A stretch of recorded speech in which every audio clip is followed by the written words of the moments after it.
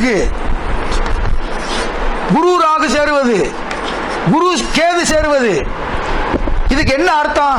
புதுசா வந்தவங்க மட்டும் சொல்லணும், பழைய ஆளு சொல்லக்கூடாது. இதுக்கு என்ன அர்த்தம்?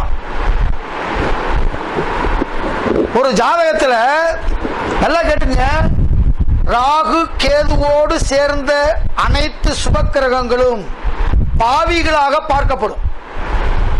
இங்க குரு சுபராக இருந்தாலும் அவர் யாரா?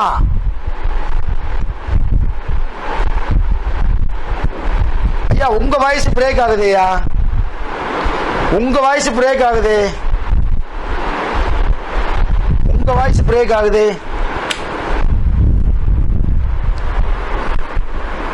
அப்ப புரியுதா? 5ஆம் இடம் என்று குழந்தை என்று சொன்னேன். இப்ப உங்கள்கிட்ட ஒருத்தர் கேட்கிறார், ஐயா எனக்கு ஏற்கனவே ஒரு குழந்தை பிறந்துருச்சு, இப்ப 2வது குழந்தை எப்பயா பிறக்கும் கேட்கிறார். அது எப்படி பாக்குறது? யாருக்கா தெரியுமா?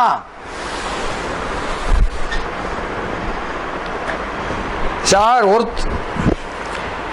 7ஆம் இடத்தை குழந்தைக்கு பார்க்கணுமாமா? சும்மா சொல்லுங்க, புதுசா வந்தவங்க சொல்லுங்க. அதாவது நீங்க எந்த அளவுக்கு இருக்கீங்க, இன்னும் எந்த அளவுக்கு கூட்டணும், இல்ல ஓரளவுக்கு ஹையா இருக்கீங்களா அப்படின்னு டெஸ்ட் பண்றதுக்காக கேட்கிறேன். தப்பு கிடையாது. ஒரு குழந்தை பிறந்துருச்சு, உங்ககிட்ட ஜாதகத்தை கொடுக்குறாங்க, ஐயா எனக்கு 2வது பிள்ளை எப்ப பிறக்கும் கேட்கிறாங்க. எப்படி பாக்குறது?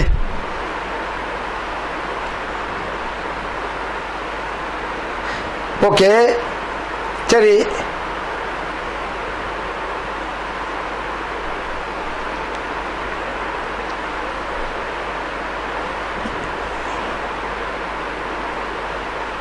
குழந்தையோட 3வது ஸ்தானமா? ஓகே ஓகே பார்த்துட்டோம்னா நீங்க கரெக்டா எப்ப பிறந்திருக்கு. இப்ப உதாரணத்துக்கு ஒன்றும் இல்லை, இப்ப நான் நடத்த போறேன், நடத்தணும்னா அதை ஒர்க் அவுட் பண்ணி பாருங்க. உங்க குழந்தைகளே வச்சு பாருங்க. ஒரு குழந்தைக்கு இப்ப எனக்கு 2 குழந்தைகள், 2 குழந்தைகள் ஒரு பையனுக்கு இன்னொரு பையனுக்கு இடையில 5 வருஷம் கேப். சில பேர் 1 வருஷத்துக்கு கேப் இருப்பாங்க. அப்படி தொடர்ந்து அடுத்த குழந்தை பிறந்திருக்கும். அப்ப 7ஆம் இடத்தை பார்க்கறது, குருவை பார்க்கறது, இது மூல நூல்களில் எங்கேயும் இல்லை. இதை எப்படி பார்க்கிறோம்? அதை பார்த்தா விடை வருதான்னு பாருங்க. விடை வந்துச்சுன்னா அவங்க சொல்றதை ஏத்துக்குங்க. விடை வராத எதையுமே நம்ம மைண்ட்ல வைக்க கூடாது.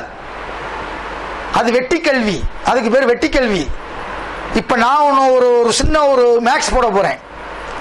அடுத்த குழந்தை எப்ப பிறக்கும் அல்லது எப்ப பிறந்திருக்கும் பாருங்க. இப்போ ஒரு 3-4 மேக்ஸ் போட போறேன். இந்த 4 மேக்ஸுமே குட்டி குட்டி மேக்ஸ் தான். அதை தெரிஞ்சுக்கிட்டீங்கன்னா அழகா அடிச்சிடலாம், டப்பு டப்பு டப்புன்னு அடிச்சிடலாம். பாருங்க,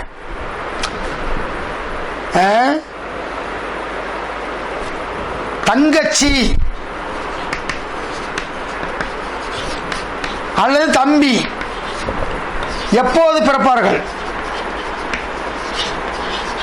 இப்படி ஒரு கேள்வி கேட்கிறாங்கன்னு வச்சுக்கோங்க, பிறப்பார்கள். ஓகேவா?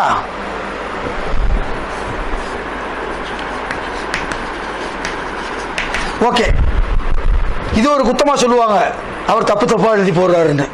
அதனால நம்ம அவசரத்தில் எழுதுறது தப்பா எழுத நினைக்கிறாங்க. நல்லா கேட்டுங்க, மேக்ஸ் 3ஆம் அதிபதி ஸ்புடத்தில் போட்டுங்க. 3ஆம் அதிபதி ஸ்புடத்திலிருந்து செவ்வாய் ஸ்புடத்தை, செவ்வாய் தான் யாருங்க?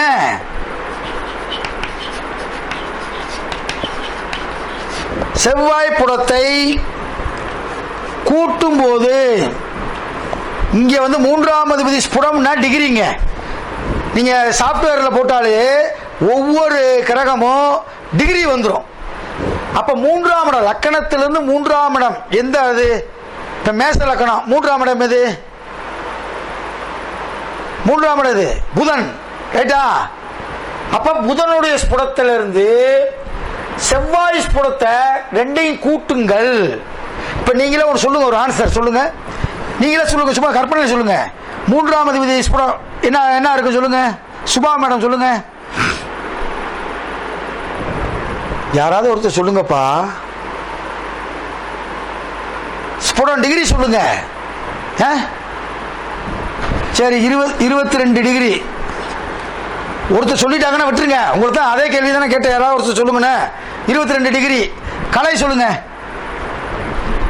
பாகை சொல்லிட்டீங்க. கலை கலை என்ன இவ்வளவு நேரம் ஆக்குறீங்க? 15. இது எத்தனை? 12 பாகை.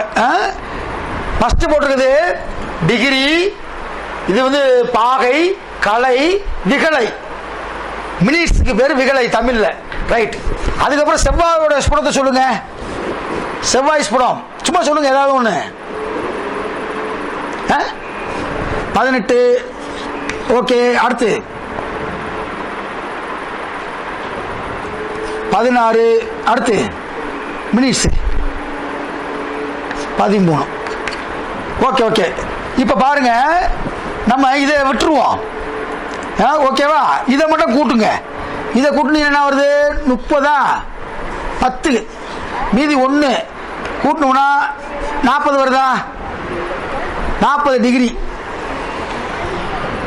இப்ப இந்த 40 டிகிரின்றது எந்த இதுல வரும்?